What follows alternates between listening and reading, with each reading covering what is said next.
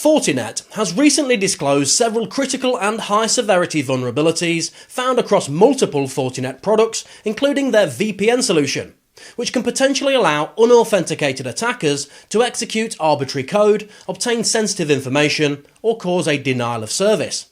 Despite Fortinet's prompt action to release patches, the situation raises serious questions about the product's overall security infrastructure, underscoring the need for more secure solutions like Cloudbrink. The future of cybersecurity lies in high-performance ZTNA, which offer increased security, reduced complexity, and improved compliance, effectively accommodating current trends like remote work, hybrid clouds, and bring your own device. While Fortinet has been a long-time player in network security, recent vulnerabilities make it clear that businesses should urgently consider transitioning to Cloudbrink. With their focus on enhanced security measures, advanced networking solutions like SASE, SD-WAN, zero-trust and UCaas, coupled with simplified licensing, make it a superior choice for businesses.